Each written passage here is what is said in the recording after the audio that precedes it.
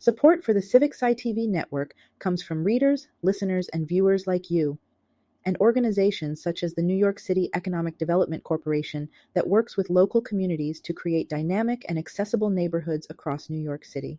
Explore the network by visiting CivicSciTV.org. Mapping the global landscape of civic science by dissecting new insights from researchers, practitioners, and leaders in academia, government, for-profit, and nonprofit organizations. This is Questions of the Day with Fanuel Muindi. Previously on Questions of the Day. The life science or like the sciences, because it just feels that if you're not going to build a career out of it, there's no necessity to like learn anything. But that's not what Gen Space is about. You don't necessarily have to build a career out of it if you're just like really a tinkerer. So curiosity almost. Yeah, curiosity sparks this place. Interesting. So let's talk a little bit about what science are they able to actually do here? Yeah, so our programming falls into four main buckets. So we have public programs, which are often free or low cost and open to everyone. Well, everything we do is open to everyone. We have a membership program, so folks, like Vanessa said, can come and join a community project, which is community projects have some kind of common goal and common interest, and then over time, the group as a whole brings all of their skills and interests to the table to accomplish different things. So we have Young people impacted by the justice system often face challenges in accessing quality education, especially in STEM, where hands-on learning plays a crucial role. Recognizing this gap, Science Unlocked brings interactive science experiences directly into youth correctional facilities. Through monthly demonstrations at the Youth Services Center in Washington, D.C., the program empowers students to explore science in engaging, practical ways, opening doors to learning opportunities that are often out of reach. Today, we speak with the program's co-founders, Anagha, Krishnan, and Dada, about their mission to make science education accessible for system-impacted youth. Anagha and Hannah, welcome to the program. Hi, thanks for having us. So, Hannah and Anagha, when you are describing Science Unlocked to someone who's never heard about the program, how do you describe it? And I'm going to throw this question first to you, Hannah. So I would say Science Unlocked is an opportunity for not just for volunteers, but also for the community to benefit from. So I would say, to begin with, on the volunteer side, I would say it's an opportunity for volunteers to be able to kind of leave behind their biases that they might have when it comes to, thinking about incarcerated youths. Because they get to come and see the youth in these facilities in a different light, in a light where they just have, childlike wonder and childlike glee when it comes to doing science experiments. And I think that that's a really great way for volunteers to be able to kind of see that as the first introduction with incarcerated youth. And when I consider the community, I would describe Science Unlocked to be an opportunity to advance the community. So typically, several communities deal with, high incarceration rates, and usually these things kind of, prevent the community from progressing as forward as it can. And I would say that for the community, basically allowing incarcerated individuals to have access to science education in a very fun and engaging way, instead of just, reading textbooks that nobody ever really wants to read.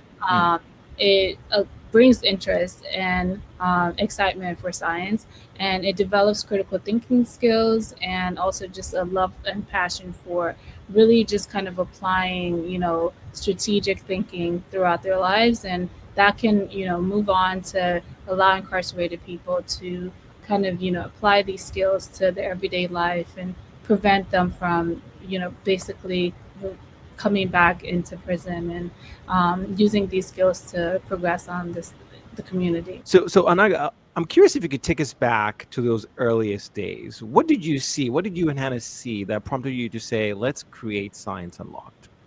Yeah, Fanuel. So Hannah and I both started as volunteer tutors at a youth correctional facility in Washington, D.C.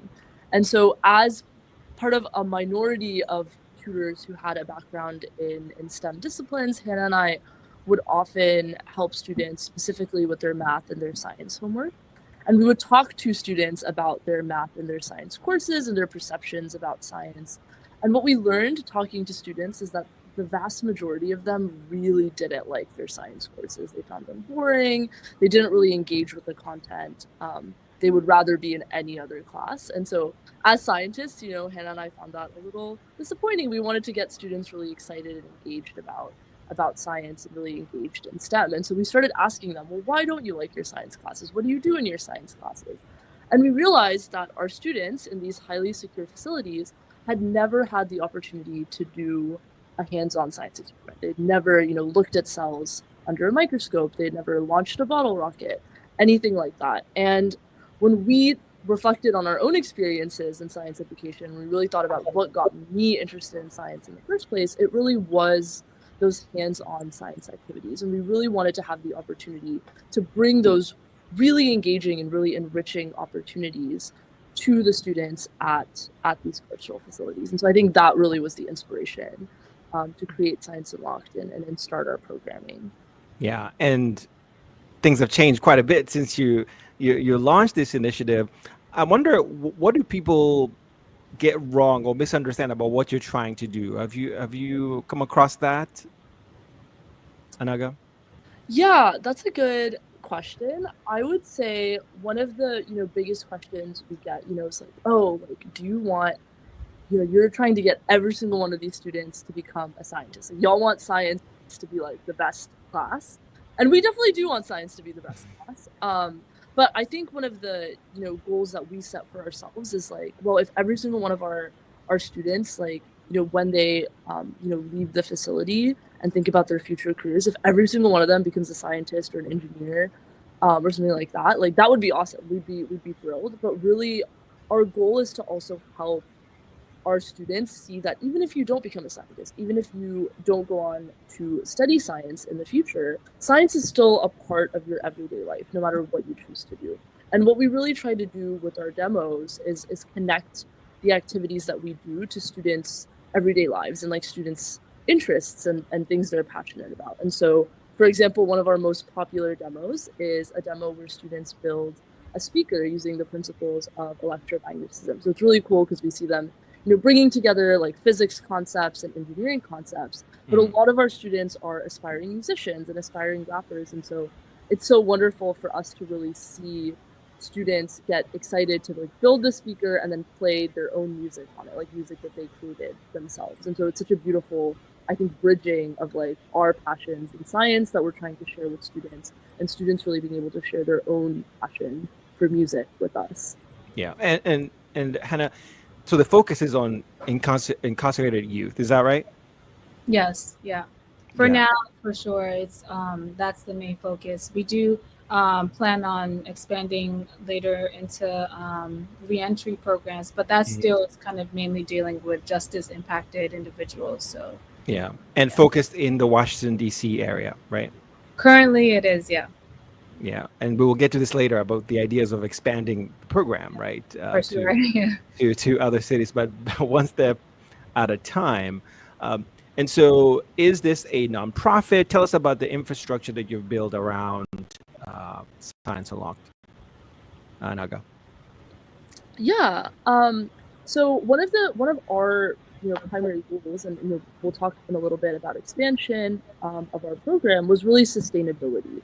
So Hannah and I are both, currently PhD students. So Science Unlocked is, fortunately or unfortunately, not our full-time job at the moment. And so something we really wanted to ensure as we developed our program was that, this was, a very successful program that's really helped and enriched students' academic experiences. And we want that to continue, even, beyond like Hannah and myself. And so a lot of the work we've been doing and continue to do has been focused on sustainability.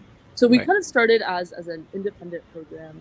And as we thought about sustainability, we really wanted to partner with a larger organization that had a lot of that kind of long-term infrastructure already in place. And we were really lucky to be to cross paths with the PD Green program, which is one of the largest nonprofit organizations focused on carceral education in the United States. And so we were very lucky that they actually saw the same value that we saw in high quality science education and wanted to partner with us. And so somewhat recently, we actually became a official program of the PD Green program. And what that's really allowed us to do is, scale up the amount of services we're able to provide. It allowed us to partner very directly with the Maya Angelou Academy, which is the charter school that educates young people at the Youth Services Center. It allowed us to very rapidly recruit now a team of over 30 volunteers. It allowed us to be able to fundraise at a much higher level. And so creating that partnership has really allowed us to now even think about scaling to many other locations. The PD Green program has sites all up the east coast of the United States. And so a lot of those PD Green sites are now sites that we as Science Unlocked are going to expand to. That sounded like it was a strategic move, right? You saw this opportunity as a match made in heaven in a way, right? They have the reach and the infrastructure, and you guys have this program and the curriculum, I understand, right? As a curriculum that is in place to engage these young people. Now, both of you have mentioned you have volunteers, right? I mean, both of you are volunteers, but you have this collection now, about 30 of them, right, that are involved. So I would like to just dig in a little bit about how actually Science Unlocked works. And so can you just take us through, in terms of a sample program, you said you have demos, right? When you go into this facility, can you just briefly just take us through, for someone who doesn't know, what you actually are doing on the ground? Take us through that process from beginning to end. Let's start with Hannah. So the beginning process obviously starts with us, meeting with the science team. So the PD Green, as Anagha mentioned, they have their school, which is Maya Angelou School, and they have that in collaboration with. We collaborate with them, and so they obviously already have their science curriculum set. So we have to meet with the science team, and based on their science curriculum, we then come in and make our demo curriculum to fit that. So for instance, if they're going to talk about physics for the first few months, we'll come in with science demos for the first few months. And if they talk about biology, so we'll have our series based on the curriculum that is being taught naturally at the school.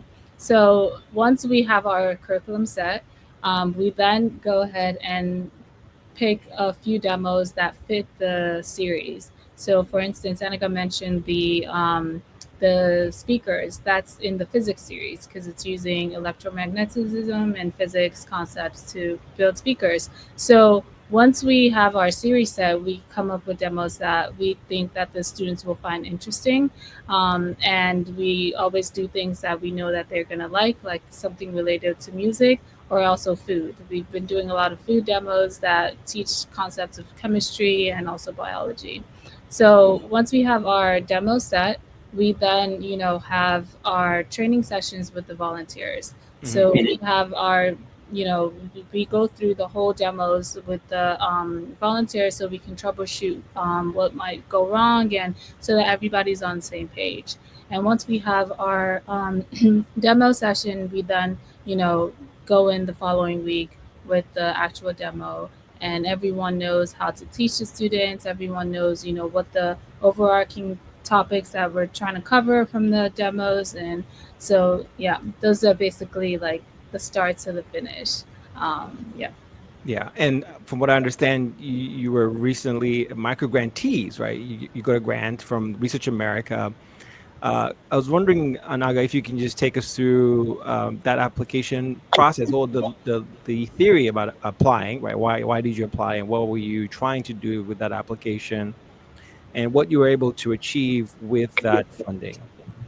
Yeah, so we applied to the Research America microgrant slightly before we formalized our partnership with the PD Green program. And so, at the time, we did not have the consistent funding for supplies. Because you can imagine doing things like looking at cells under a microscope or making ice cream using chemistry. Like all of those require supplies that are quite expensive, and we tutor at any given time, any given month that we go in.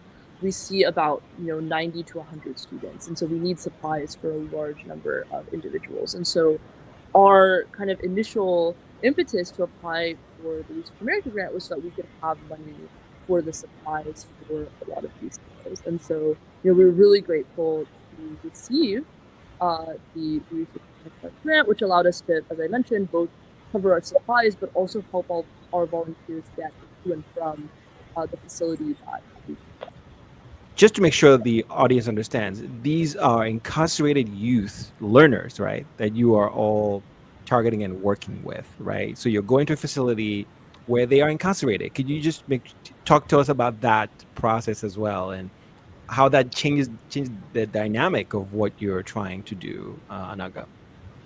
Yeah, absolutely. So again, the population of students that we work with are youth, so generally individuals who range from around our youngest students are around 12, and our oldest students range between 19 and 21.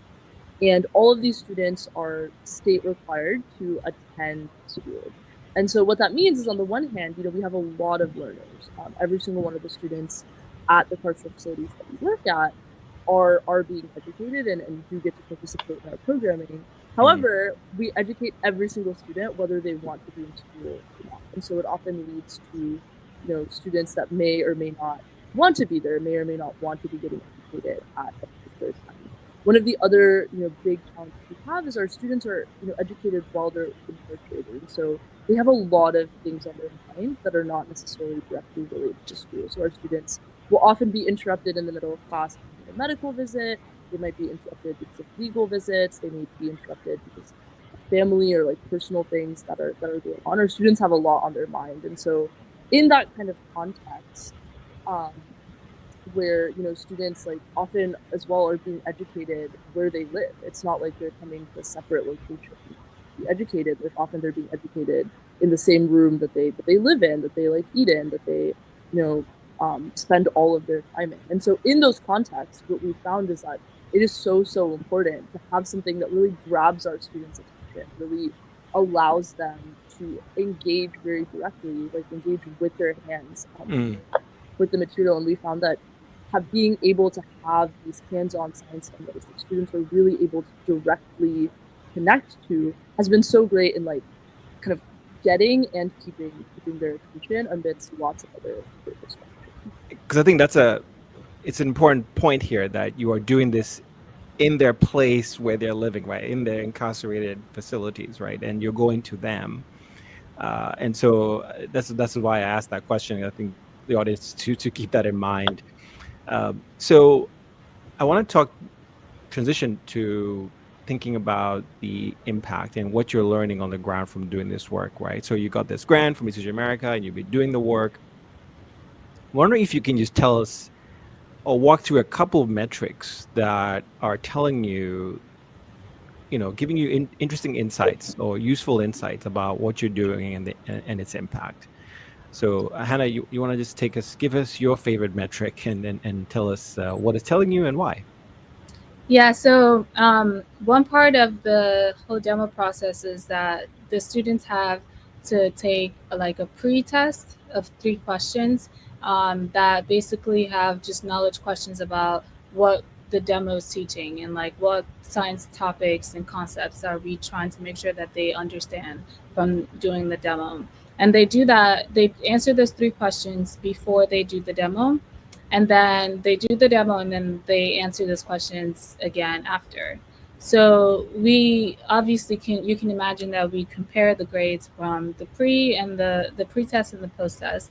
And it's been very, just rewarding to see that the students do score significantly higher on the post-test than they do on the pre-test. So for us, that, is encouraging that the demos are actually working not just as like an engaging tool, but also as a tool that is actually helping with understanding and also with retention. Because another part of it is that we ask them those same 3 questions the following month and see if they still remember the the answers to them. So it's been really great. That's one of my favorite metrics, to be able to see that they aren't just only engaged, which we actually test by the amount of people that participate, and just seeing like how they kind of respond to us with the demos, but also that they're getting some actual knowledge out of this.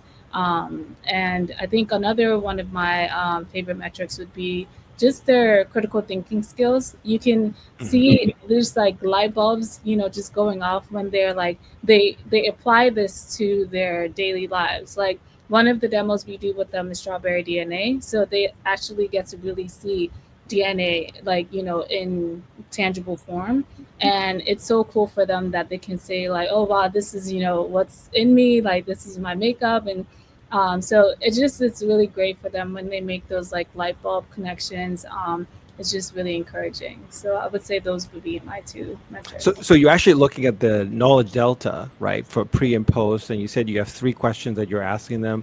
Could you give us a sense of what those, not all the 3 questions, but what questions what main question are you asking them in terms of the knowledge side, and what are you seeing? Is the delta huge, small? Just give us a sense of the change. Yeah, for sure. The delta is definitely, I think like they'll maybe get 1 question right. So it's like 30-ish%, and it will go to 2 or 3. Majority of them will get all 3 right, but with some at 2. So that's definitely like, a huge, significance for us. And I think you also asked about, what type of questions, right? So I guess for something like strawberry DNA, for instance, we'd ask something like,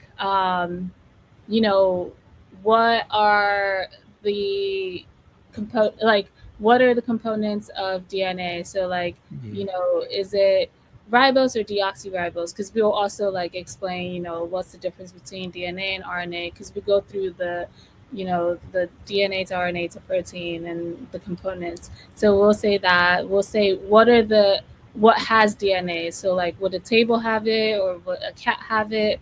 Would a plant have it? So they'll answer something like that. So it would be questions kind of like that would require them to actually think like, okay, what is living, and therefore what would have DNA? So yeah. And for the engagement, are you doing this one time point, or are you going back multiple sessions? And this is a question for you, Anagha, because I'm just curious for you to give them the pre and post test. What is the time in between those 2 time points? Are we talking multiple sessions here, months, or is it within the same session, same day? Yeah, absolutely. So I guess I'll start with engagement. So we actually look at engagement across the entire academic year, both while we as Science Unlocked volunteers are in the facility, compared to when we're not in the facility and students are having a more traditional lecture type classroom experience. And so what we do is we actually have the primary science instructors, the instructors who are primarily responsible for educating students, give every single student an engagement score from 1 to 5 for that particular day, where a student might get a 1 if they did not engage at all and were completely off task all during the class period. They might get a 3 if they like kind of came in and out and engaged partially with the material, and a 5 if they like fully engaged with whatever was being taught that day. And with that, and because we have the same instructors scoring both during the lecture and when we come in and do a hands-on demo, we have really been able to see that we have really significant increases in student engagement when we do our demos compared to when we have a more traditional lecture type education.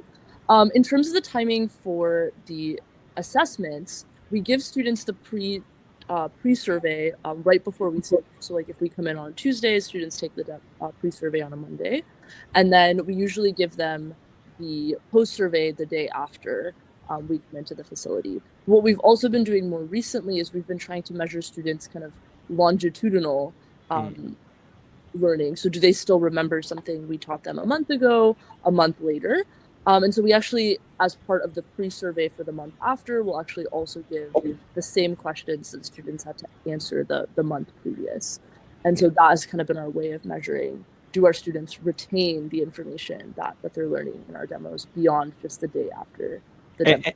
And you're going to the same classroom with each visit, or are the students rotating? And also, can you elaborate further on the ages of the students that you're working with, Hannah? Yeah, so we have students that range, I believe it's from like 12 to 18. Sometimes we'll have a bit spillover like with 19, but it's usually between 12 to 18.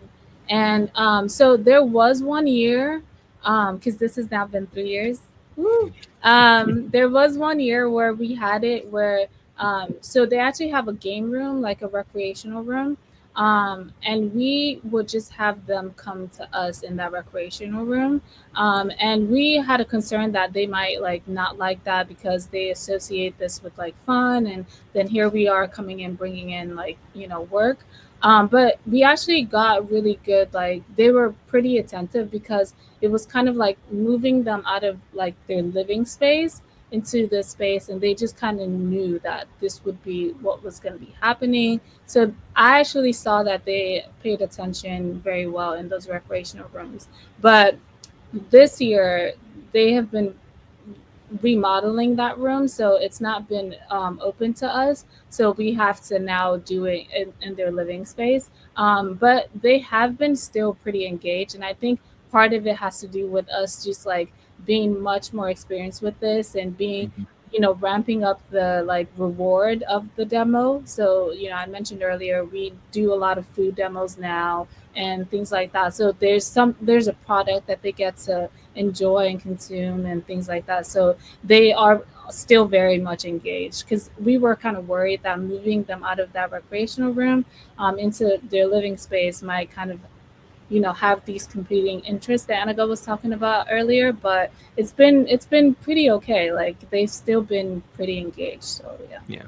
So they are more engaged, right, compared to a traditional lecture, right? Anagha, you mentioned this series, and you have a science teacher that's actually giving them or rating them in a way, right?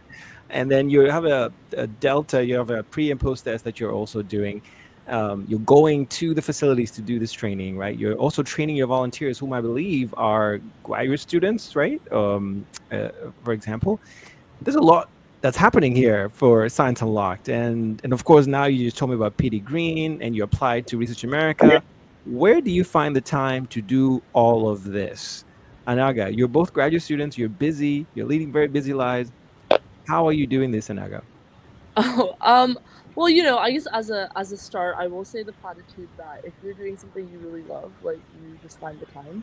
And this has truly been, I don't want to speak for Hannah, but like this has truly been something that has been such a great source of joy for me. It is such a privilege and an honor to go work with students who have not had these experiences before and really be that first experience. It's so amazing to just watch a student who has, all month been like, oh, I'll believe in DNA like when I see it, then get to see it and say, oh, like, wow, like this strawberry has DNA just like I have DNA. I think that is such a rewarding experience that makes it all worth it. But we're also, as I said, really lucky to have and be a part of a team of wonderful volunteers, many of whom have stepped up, created demos that are related to their fields of interest. So like, for example, we have an entomologist on our team who was just one of our volunteers who wanted to do activities related to insects. And so I was like, you can bring in the insects. I don't know if I will be touching them myself, but like if you create that demo and lead it, like I'm sure that would be amazing for our students. And then that was one of the demos that students still haven't stopped talking about. Every time we come in, they say, oh, you better not be bringing bugs in again. And so I think having, a team of individuals that has gone, beyond Hannah and myself and is truly, graduate students and STEM professionals in DC that are all just as invested in our students as we are has been something that's wonderful to, build that team of people who care. Yeah, teamwork. Hannah, how about for you? Yeah, I would say that, as Anagha mentioned, like things or not, it's not really a job if you really enjoy it. Not to say that grad school is something we don't enjoy. We still definitely enjoy that, but this has been just a nice, really like amazing. I don't want to call it a side project because that minimizes it, but like just a really I don't know, it's just really great to see how, like, our love and our passion for science can, go beyond us. Like, it doesn't just only have to be a selfish thing where it's like really just edifying us, but it's also edifying others. So that's been great. And I would also say that, like, I think, as Anagha mentioned, the team is very important. Like, I would mention, like, for Anagha and I, we're in the same lab, and we didn't really, like, we were cordial.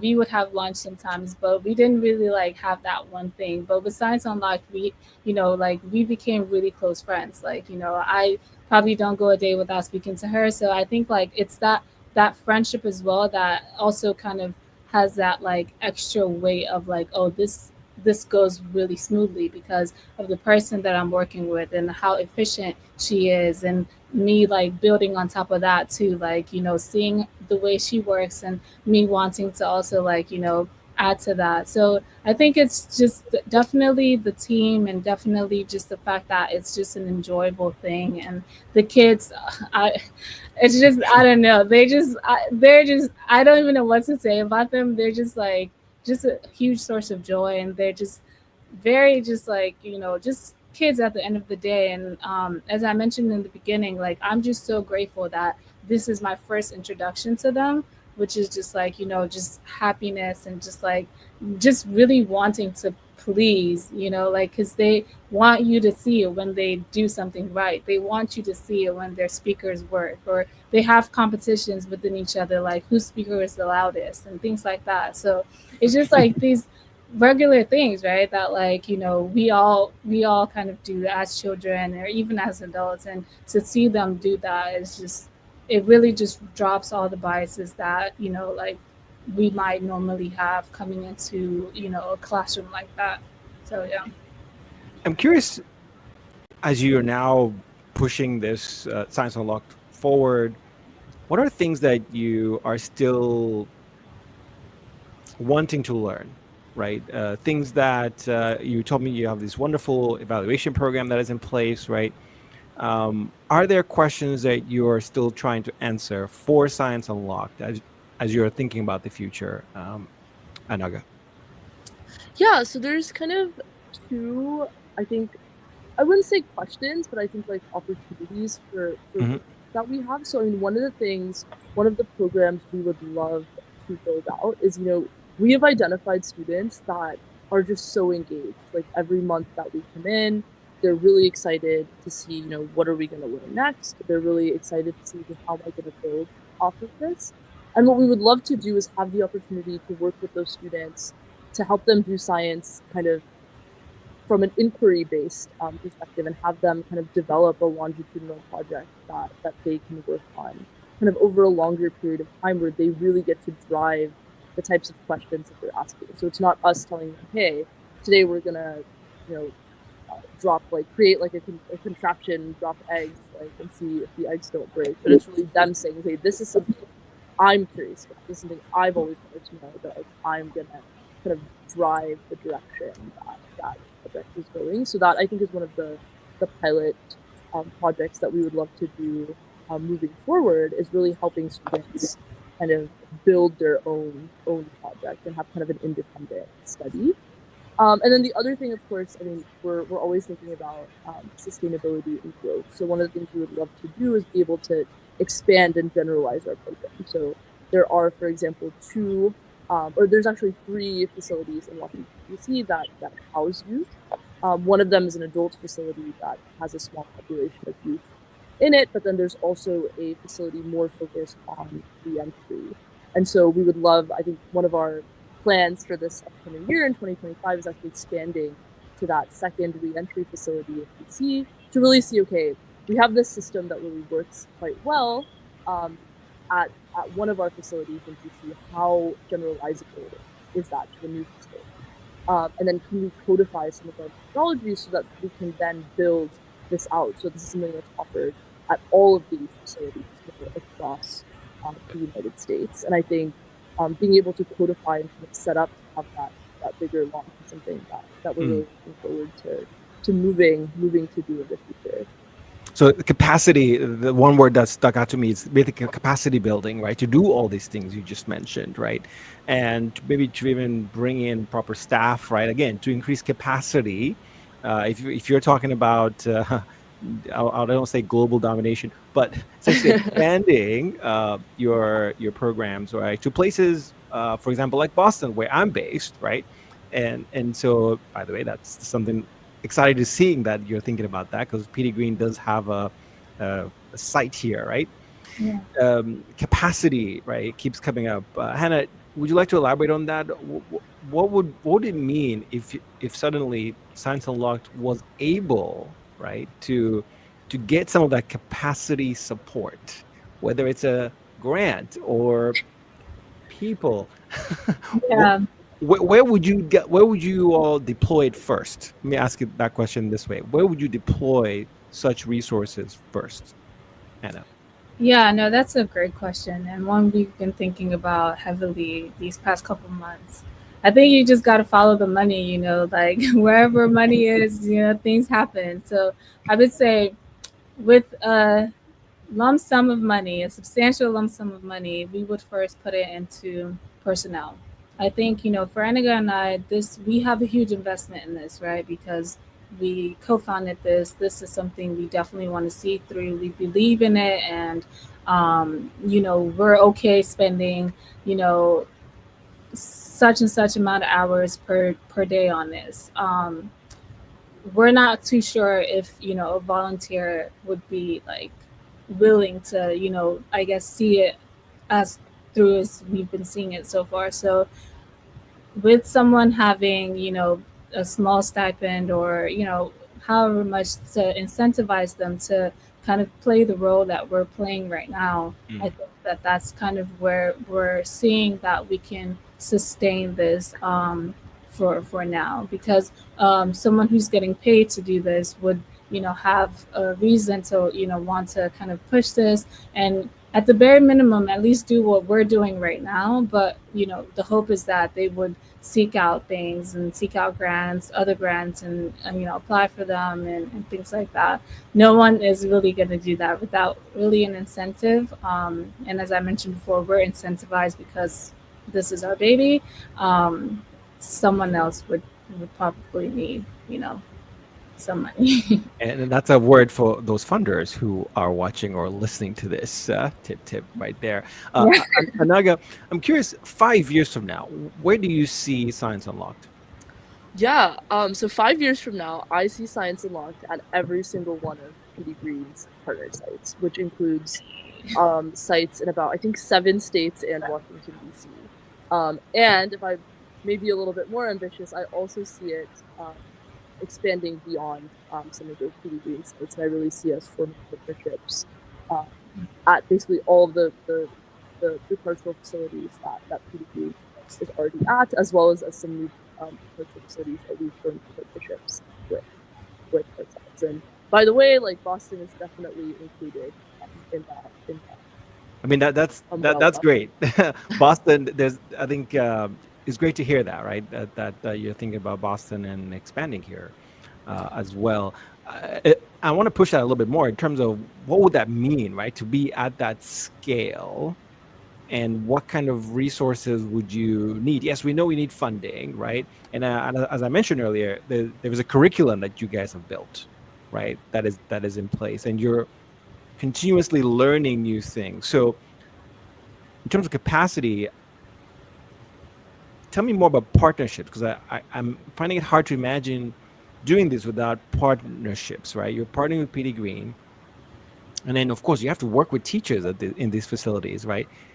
Tell me more about partnership development, Hannah. Yeah, so I mean, that's a really great point. And we've already kind of gotten our feet a little bit wet in that. We have been, for the past 2 years, partnering with a small organization called Science With Us, and they basically bring biological, like, hands-on demo using microscopes to local libraries, so that kids in the rural areas can also get access to be able to look into a microscope and see what's going on. So we've actually partnered with them for the past 2 years. It's one of the fun demos that the students love, and it allows us access to using real microscopes instead of like we in the past had used these photoscopes, which are great, they're awesome, but the capacity is limited, right? So with the real microscopes, they can see a lot more. It's just the students love it. So, and with that having been a success, we definitely want to continue to partner with other programs and other institutions that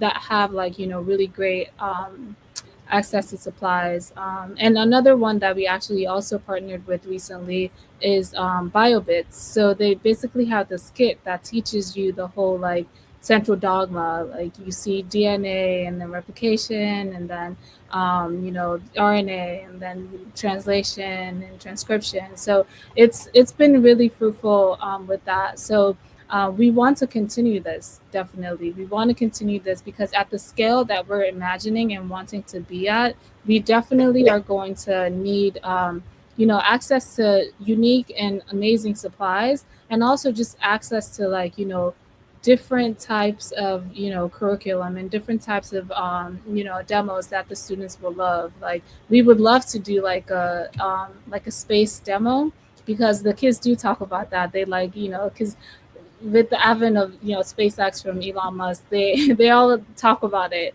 So we would really love to do like like an outer space type demo and things like that. And for that, we would most likely need partnerships, because a lot of these supplies are expensive, and also the just even developing a really great and fun and exciting space demo would also just require someone who's already kind of like in that field and can help us to just develop that. So yeah, partnerships are definitely going to go a long way.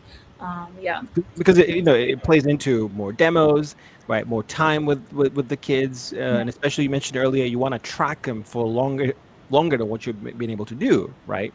Yeah. So because this plays into your evaluation and metrics that you want to keep track of, right? So after for example, after engaging with you, where do they end up, for example, right? You mentioned earlier your goal is not for them necessarily to be all scientists, right? And that's not actually the objective, right? But you want to track them anyway. We can just keep talking all day long, of course. And Anagha, I see you have a point there. Please share. No, I was gonna say what you were mentioning about wanting to be able to track students. That is actually one of our additional like long-term goals. One of the challenges we see with our students is we're really lucky like to work with them while they're at the facility, because in many ways they are in this space where they are being tracked up the whole time. Like we know, okay, students are attending school because they're all here. They have to, because school is in their house, per se. But one of the big challenges we see is we see students who engage with us while they're at the facility, who are really passionate about science, who then when they're released suddenly don't know where to take that passion. They don't know what their next step is. So also, as we think about expanding, we also want to make sure that we capture students at that critical point when they leave the facility, and create for them clear paths and clear avenues for them to challenge that passion for science that they've created while they're with us engaging with science and talk. And so one of our long-term visions has also been to partner with re-entry facilities, partner with schools. By the way, DC, in the period after the pandemic, it was over 60% of youth in DC were chronically absent from school. So we want to be able to, capture students' interest and create pathways that they're able to continue that when they're back in their homes, back in the world. And so one of the partnerships we're really, really excited to pursue has been partnering with re-entry facilities, partnering with schools, partnering with libraries, partnering with organizations that youth are a part of in their communities, so that we can keep them engaged in science. Wow, there's a lot in there. For those who are listening, again, right, a lot of partnership opportunities, right? And I like this point you're talking about, that when they get released, right? Because that's when, for engaging with you, that's when it ends, right? So you would like to see partnerships around, okay, maybe at schools, maybe with other programs, right? I can imagine a kind of a peer kind of follow through, right? Where they're with you, it's with Science Unlocked, and then they go back home. Maybe there's another program where you guys are partners with, right? You're sharing curriculums, perhaps, right? Whole ecosystem, right, of connection. And this is why I love doing what I'm doing, is to make these connections and see how they could potentially work. There's so much potential here. And as I mentioned earlier, I can just keep talking with you, and I am going to keep talking with you, right? I'm going to do that. Not today, but we're going to do it soon enough, and hopefully in person. I want to say it's just been absolutely a joy to talk with you both. And before we go, I want to do a quick, like, rapid fire set of questions, okay? And I'll just fire them directly to each of you. Your challenge, right? Should you accept this challenge, is to keep your answers brief and to the point, right? Even one word are fine. Some of them only require one word. So get ready, all right? You ready? Yes. All right. So tell me, Anagha, popular demo. Which is your most popular demo? We do a computer science demo where students program a robot to make waffles. Okay. In terms of your favorite metric, and so I asked Hannah this earlier, what's your favorite metric, Anagha? Ooh. I would say student connection to things that are in their real life. So recently we did an immunology demo. A student came up to me and said, hey, biological immunity is just like legal immunity. It's about protection. That was really cool. Okay. Hannah, top pain point for the work you're doing. What is the biggest challenge in terms of your face as an organization? It would be making sure everybody's on the same page, from volunteers to admin, PD Green and Maya, and even the security, because the security, they need to let us in. So sometimes we have weird supplies. So trying to, yeah. It's important, right? Connectivity. Anagha, if you could change one thing, if you were to go back, what would it be? If I could change, start it earlier. We would do it earlier. To do what? Start it earlier? We would start our program earlier. We were tutors for like 2 years before we started our program, which was great because we, I think, understood the space and understood our students before we, pitched something new. But it would have been, I think, selfishly, had I started it, 2 years earlier, I would have, gotten to be an active participant for 2 more years. Okay, so actually a tip there for others who may be thinking about designing programs like this. Start, right? Yeah. Don't wait too late. Of course, you want to be learning, right, at all times. So I think that would be. What about you, Hannah? I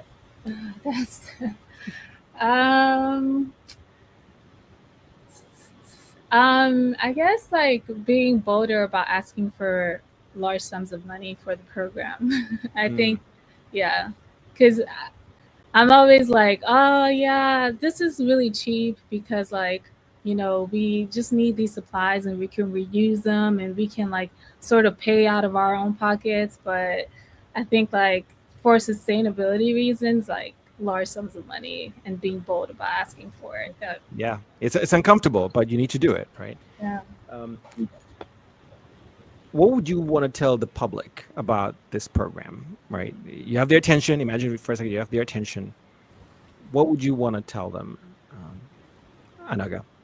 Yeah, I think maybe this is kind of specifically for the scientists in the audience. I think there's so much that we assume everyone kind of thinks like us and everyone thinks kind of in this scientific mindset.